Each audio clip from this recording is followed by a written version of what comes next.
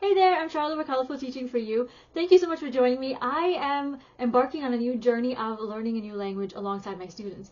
So I've had a fairly multicultural class for a while now, and we've been having a lot of Korean students coming in. And so I decided, well, while we're focusing on culture and we're helping them work on just making sure they're eating their own foods and all that kind of stuff, I want to make sure that they're also practicing their language and not just focusing on English. But while they're learning English, how do I help them feel welcome? And it shouldn't just be on my terms, but on theirs as well. So I decided I was going to learn a little bit of Korean here and there when I could. So what I'm going to be doing is I'm going to be trying to learn at least 10 new words every single week. Now I know it seems like it's slower, but it's because I teach all day, come home, and I've got a toddler, and then I work in the nights because I also help I help people who are struggling through trauma in the nighttime. So I don't have a lot of spare time. So in my spare time, I'm going to aim for 10, hopefully more, new sight words. So here's what I'm doing alongside this so that you can follow along with the journey if you're learning a new language as well.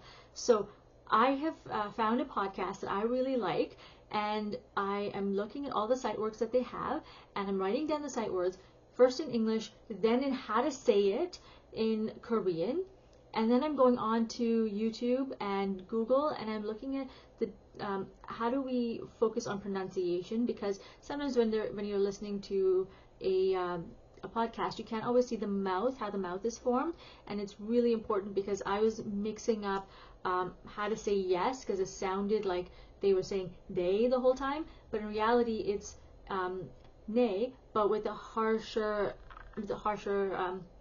more abrupt, sorry is the term the man used, n. So your tongue sticks out a little bit between your two teeth when you're pronouncing it, so it comes across as they instead of like the DHE instead of NE.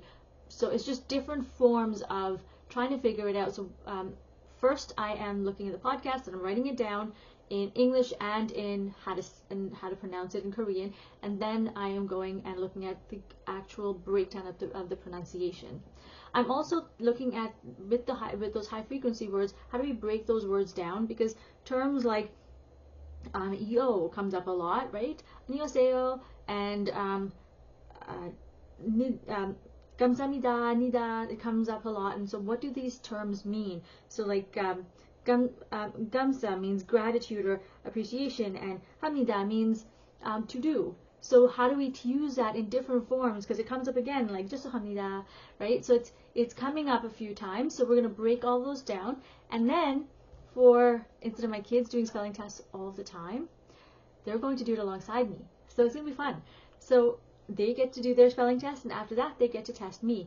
Now I'm really focusing on conversation, not so much reading and writing, because I could use Google Translate for that, but I find that it's really stressful for parents when they have to come in with a translator. It's money also for them, right, that they have to spend. So I want to be able to learn enough that I can communicate with them and also with my students so that it's not so difficult. And the thing that really motivated me, and I think one of someone in the video that I was watching said you must always figure out your why, and my why was when my student was confused about what needed to happen, and I just told him to sit down, but he didn't understand what I said. So I had another Korean student tell me how to say it, and as soon as I told him to sit down in Korean, he got so excited he started jumping up and down, and then he eventually figured out that he had to sit down. But the excitement in his eyes was really all I needed to motivate me to start this journey.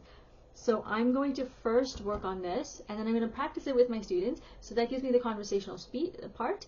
And so if you're learning a new language, I highly recommend, there's a lot of free podcasts. If you find one that works for you, I would look at ones that have high frequency words that start at a beginner level and then keeps on going, and then write all of the terms down that you need. Just break it down into whatever is manageable for you. So 10 is manageable for me, so that's what I'm doing, 10 a week, but it could be more for you. And then practice by first looking at YouTube. What does YouTube say about about shaping your tongue and your mouth and all of that? And then after that, record yourself, because that's what the next step that I'm going to do, so that I can hear if if what I'm saying is similar enough to what the person on YouTube told me to do. This is all a free way of doing this. And then practice with someone that you know that knows the language. So in my case, it would be my students and maybe the parents. In your case, it might be a friend, or you might see someone on that you might be able to hire, like a tutor, to be able to talk to you about in the language. But first, this first beginning part is free. And so I am really excited because I know that once they realize I'm going to do this, they are going to be over the top, over the moon. I can't even wait. So I've started making my list. I actually already learned the first list, but I'm going to try the second list this week, and then I'm going to start my third list for when we get back from spring break, and I can't wait to tell them. I hope you join me on this journey. Let me know if you are going to be doing this in the comments below, and take care. Bye. Or as they say, Ayon.